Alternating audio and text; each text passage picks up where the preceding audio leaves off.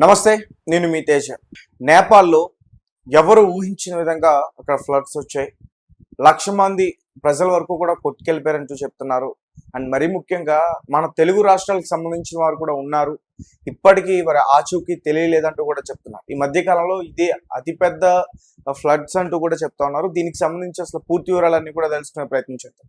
నమస్తే సార్. నమస్తే. సో ఒక్కసారిగా నేపాల్లో ఉన్నపలంగా ఫ్లడ్స్ వచ్చాయి. ఆ దృశ్యాలన్నీ కూడా సీసీటీవీ ఫుటేజెస్ లో రికార్డ్ అయ్యాయి. అయ్యో. ఒక్కసారిగా ఇల్లులు కావచ్చు, కార్లు కావచ్చు, అవన్నీ కూడా కొట్టుకెళ్ళిపోతున్నాయి. మనుషులు కూడా కొట్టుకుని వెళ్ళిపోతున్నారు ఆ విజువల్స్ లో చూస్తే. Yeah. ఏంటి సార్ అసలు ఏం జరుగుతుంది? అది అసలు నీళ్లు లాగా లేదు. ఫస్ట్ ఆఫ్ ఆల్ చూస్తే అది ఒక థిక్ ద్రవం లాగా ఉంది. అంటే దానికి కారణం ఏంటంటే ఐసు కరగడం, రాళ్ళు కూడా కరిగిపోయి రావడం. అంటే దాని ఎవరో రాశారు, వాల్ ఆఫ్ వాటర్ అని ఒక పత్రిక రాసింది. అంటే ఒక నీటి గోడలాగా కొట్టింది అనమాట. అందుకని పెద్ద పెద్ద బిల్డింగ్స్ అంతా కూడా కుప్పగూలిపోయినాయి, సెకండ్స్ లో కుప్పగూలిపోయినాయి. వందల మంది పరిగెత్తున్నారు, బస్సులు కార్లు తిరుగుతూ ఉన్నాయి. సడన్ గా వచ్చేసింది. మనం పైనుంచి డ్రోన్ ఫుటేజ్ కూడా వచ్చింది బయటికి. చూస్తూ ఉంటే ఒళ్ళు జలధరిస్తుంది. అంత పరిగెత్తున్నారు కానీ వాటర్ వాళ్ళకంటే వేగంగా వచ్చి అటాక్ చేయడం. లలిత అదిరే ఆషాఢం శుభకర శ్రావణం డబుల్ ధమాకా. అన్ని బంగారు నగలపై తరుగులో 1% తగ్గింపు. పాత బంగారు నగల ఎక్స్చేంజ్ గ్రాముకు 150 రూపాయల అదనం. ఈ ఆఫర్ లలిత జ్యువెలరీ మార్ట్ లిమిటెడ్ అన్ని బ్రాంచుల్లో వర్తిస్తుంది. సో దాంట్లో రాళ్ళు ఉండడం, గట్టిగా వాటర్ కూడా ఈ రాళ్ళు ఇవన్నీ చేరడం వల్ల అది గట్టిగా ఉండడం, దానివల్ల ఈదే ఒకవేళ ఈత వాళ్ళందరికీ అక్కడ లోకల్గా ఈత వచ్చిన వాళ్ళు ఉండొచ్చు. అయినా కూడా ఈదే పరిస్థితి లేదు. ఆ అటాక్ కి వాళ్ళకి గాయాలై చనిపోయారు. సో ఇప్పటి వరకు అందుతున్న సమాచారం మేరకు, లేటెస్ట్ సమాచారం, ఒక నేపాల్ గవర్నమెంట్ పోలీసులకి 157 బాడీస్ దొరికాయి. ఇండియా ఏమో 160 మంది చనిపోయినారని చెప్తుంది, అంటే ఇప్పుడు ఉన్న లెక్కలకి. తర్వాత చైనా ఒక 250 మంది మిస్ అయినారని చెప్తుంది. సో ఓవరాల్గా 1,00,000 మందికి పైన మిస్ అయ్యారనేది ఒక అంచనా. డెడ్ బాడీస్ దొరికినవి మాత్రమే లెక్కేస్తున్నారు. ఒక్క హైదరాబాద్ నుంచే 156 మంది ఒక ట్రావెల్ ఏజెన్సీ ద్వారా అక్కడికి వెళ్ళారు. ఎందుకంటే నేపాల్ మానస్ సరోవరం ఇవన్నీ చూడడానికి వెళ్తుంటారు. అలాగే వెళ్ళారు. అందులో 16 మందికి ఆరోగ్యం సరిలేక నేపాల్లో హోటల్లో ఉండిపోయారు. వాళ్ళు బతికారు. ఇప్పుడు మిగతా 140 మంది వెళ్ళిన వాళ్ళు వాళ్ళ ఆచూకీ ఇప్పటి వరకు తెలియదంటే మరి వాళ్ళు బతికారా లేకపోతే చనిపోయారా ఏంది కూడా నిర్ధారణ కాలేదు. అలాగే తమిళనాడు నుంచి కూడా వెళ్ళారు. ముఖ్యంగా తమిళనాడులో మన ఈషా ఫౌండేషన్ ఆశ్రమానికి సంబంధించి మొత్తం 21 ఈషా ఫౌండేషన్ టీమ్స్ వెళ్ళారు యాత్రకి. అందులో 495 మంది మాత్రమే సేఫ్గా ఉండారని ఆయన సద్గురు వాసుదేవ్ ప్రకటించాడు. మిగతా 77 మంది ఏమయ్యారో తెలీదు. ఒక్క ఈషా ఫౌండేషన్ గురించి మాత్రమే. అంటే ఇలాగ లెక్కలేసుకుంటే అన్ని రాష్ట్రాల్లో డేటా వస్తూ ఉంది మెల్లగా. ఛత్తీస్గఢ్, జార్ఖండ్, సిక్కిము వీళ్ళందరూ చేసుకుంటే కనీసం కొన్ని వేల మంది చనిపోయే అవకాశం అయితే ఉంది. ఎప్పుడైనా ఇలాంటి అతిపెద్ద ప్రళయం ప్రమాదం జరిగినప్పుడు ఇమీడియట్గా మనకి డెత్ టోల్ నెంబర్స్ తెలియదు.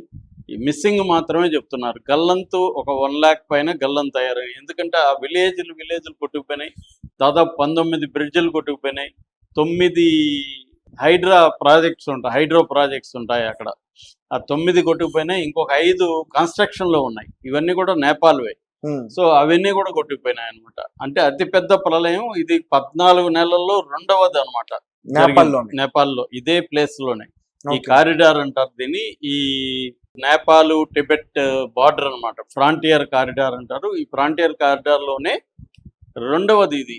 ఏది 14 నెలల్లో. లాస్ట్ ఇయర్ కూడా జరిగింది అనమాట. సో ఇప్పుడు ఇది ఎందుకు జరిగింది, దీనికి కారణాలు ఏంటి? ఓవరాల్ గా క్లైమేట్ చేంజ్ ప్రపంచవ్యాప్తంగా వస్తుంది. మనం కూడా చూస్తున్నాం. గతంలో లేని ఎండలు ఇప్పుడు మనం హైదరాబాద్ లో కూడా చూసాము. ఇప్పుడు నెక్స్ట్ ఇయర్ ఇంకా దారుణం ఉండబోతుంది అంటున్నారు. ఆల్రెడీ ఎల్నినో ఎఫెక్ట్ లో వర్షాలు లేవు. ఇలాగా వరల్డ్ వైడ్ గా కూడా క్లైమేట్ చేంజ్ అనేది ఎఫెక్ట్ చేస్తుంది. నేపాల్ని ల్యాండ్ లాక్ కంట్రీ అంటారు, అంటే సముద్రం ఉండదు. అలాగే కంట్రీ ఆఫ్ మౌంటైన్స్ అని కూడా పిలుస్తారు. అదే ఇప్పుడు దాని పాలిట శత్రువుగా మారింది నేపాల్కి. ఈ మౌంటైన్స్ అంటే అక్కడ ఉన్న మంచు పర్వతాలు అవి కరిగి కిందకి రావడం, ఆ కిందకి వచ్చేటప్పుడు దాన్ని ఏమంటారు, ఆ రాక్స్ మీద పడి లోయలోకి ఇది రావడం, అక్కడ నుంచి నదుల్లోకి అది రావడం, ఆల్రెడీ నదుల్లో నీరు పెద్ద ఎత్తున నది కోర్స్ మారి జనావాసాల మీదకి రావడం, ఇది జరుగుతుంది. దీన్ని ఫస్ట్ ఏమనుకున్నారంటే ట్రెమర్ అనుకున్నారు. ట్రెమర్ అంటే చిన్న స్థాయి భూమి ఆ కొండ కంపించడం. కానీ ఇప్పుడు ఏం చెప్తున్నారంటే ఇటు అమెరికాకు సంబంధించి యుఎస్ జియోలాజికల్ సర్వే కానీ, Nepal department of hydrology and department of meteorology, వీళ్ళందరూ కూడా సైంటిస్టులు ఇప్పుడేం ప్రకటించారంటే ఇది భూకంపం అనే ప్రకటించారు. భూకంపం అంటే భూమిలో టెక్టోనిక్ ప్లేట్ ద్వారా వచ్చే భూకంపం కాదు, పైన 17,000 అడుగుల ఎత్తున గ్లాసియర్ భూకంపం అని పిలుస్తున్నారు. దీన్ని ఐస్ రాక్ అవలాంచే అని కూడా పిలుస్తున్నారు. అంటే 17,000 అడుగు నుంచి 4,000 అడుగుల లోపలికి అది పడింది లోయలోకి. ఆ పడినప్పుడు అక్కడ ఉన్న రాక్స్ అంతా కూడా అది తీసుకొచ్చేసింది కిందకి. అక్కడ నుంచి వెలువ వచ్చేసింది. ఫ్లాష్ ఫ్లడ్ అంటారు దీన్ని ఎవరు కూడా ముందుగా గెస్ చేసే పరిస్థితి లేదు. అక్కడున్న దాదాపు 5-6 ఈ వెదర్ రిపోర్టింగ్ స్టేషన్స్ ఉన్నాయి ఈ ఏరియాలో. అవన్నీ కూడా కొట్టుకుపోయినాయి, మొత్తం చెక్ పోస్టులు కొట్టుకుపోయినాయి. అసలు బార్డర్ అనేది లేదు. ఇప్పుడు బార్డర్ని తుడిచేసింది మొత్తం. ఇది చైనాకి టిబెట్కి, నేపాల్కి టిబెట్కి ఉన్న బార్డర్ కూడా కంప్లీట్గా కొట్టుకుపోయింది అనమాట. ఇది ఎప్పుడు ఇంత పెద్ద స్థాయిలో జరగలేదని చెప్తున్నారు. అంటే బస్సులు, లారీలు, వెహికల్స్ అన్నీ కొట్టుకుపోయినాయి, పంటలు నాశనం అయిపోయినాయి, ఇండ్లు, షాపులు, మార్కెట్లు మొత్తం కొట్టుకుపోయినాయి. అంటే ఇంత నష్టం అయితే ఎన్ని లక్షల కోట్ల నష్టం అయింది అనేది ఇప్పటికి తెలియదు.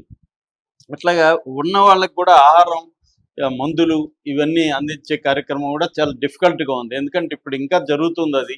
అక్కడికి డ్రోన్ల ద్వారా లేకపోతే హెలికాప్టర్ల ద్వారా సహాయం అందించడం కూడా వెరీ డిఫికల్ట్గా ఉంది.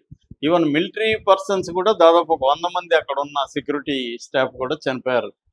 సో ఇది అతిపెద్ద ఇదేం చెప్తున్నారు. మోడీ ప్రభుత్వం కూడా రంగంలో దిగి మొత్తం మందులు, ఆహారాన్ని ఆల్రెడీ నేపాల్కి చేరుస్తుంది. సహాయ కార్యక్రమాలు ఇండియన్ గవర్నమెంట్ చేస్తుంది, మరోపక్క చైనా కూడా హెల్ప్ చేస్తుంది. ఇలాగా ఇది ఎందుకంటే అన్ని దేశాల ఈ 3 నేపాల్, టిబెట్, చైనా, ఇండియా ఈ 4 కూడా ఎఫెక్ట్ అయినాయి అనమాట దీంట్లో.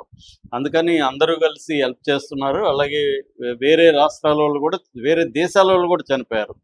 మనకు సంబంధించి ఇప్పుడున్న ఒక ఇదేంటంటే 391 మంది ఫారినర్స్ చనిపోయినట్టుగా చెప్తున్నారు.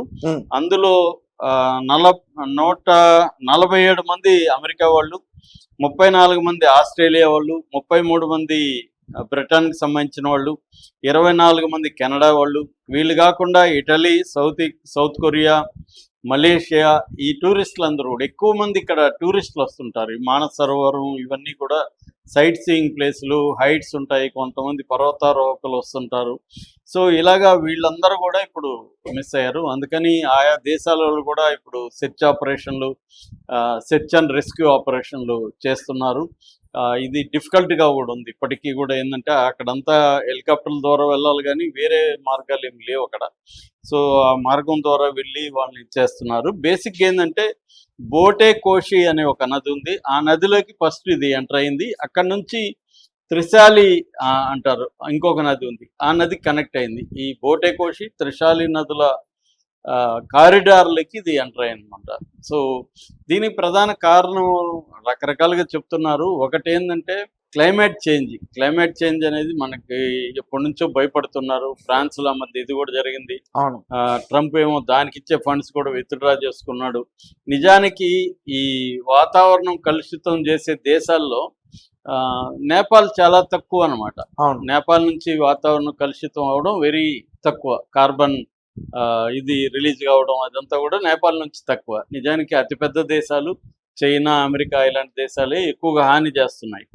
కానీ నేపాల్ భరిస్తూ ఉంది దాన్ని.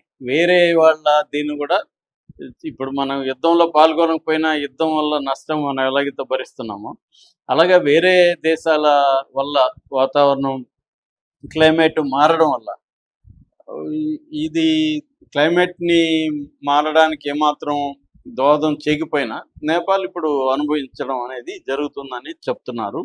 అయితే దీన్ని మనకు చాలా మందికి వచ్చే అనుమానం ఏంటంటే భూకంపాలు కానీ లేకపోతే ఇలాంటి అవలాంఛాలు కానీ రావడాన్ని పసిగట్టే వ్యవస్థలు లేవా అంటే లేవనే చెప్పాలి.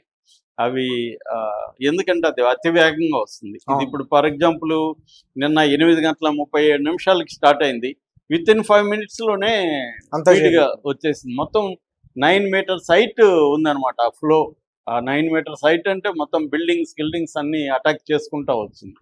సో మన కళ్ళ ముందే గ్రామాలు నేలమట్టం అయిపోయినాయి. మార్కెట్లు, పెద్ద పెద్ద బిల్డింగ్స్, ఒక పెద్ద బిల్డింగ్ ఉంది, దాని మీద కెమెరా అక్కడ ఫోకస్ అవుతూనే ఉంది. మనం చూస్తున్నాం, జనాలు పరిగెత్తుతున్నారు, కార్లు వెళ్తున్నాయి, అన్నీ అది మొత్తం ఒక్కసారిగా నేలమట్టం అయిపోయి వాటర్ మొత్తం కప్పేసింది.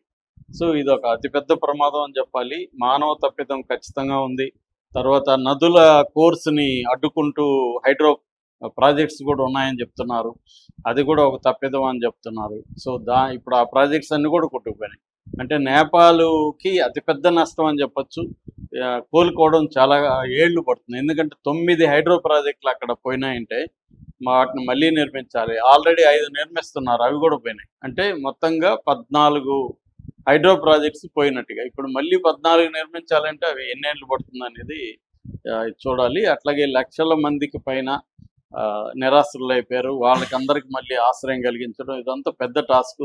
ఆల్రెడీ బాలేంద్ర షాకి వ్యతిరేకంగా జంజీ ఉద్యమంలోనే బాలేంద్ర షా వచ్చాడు.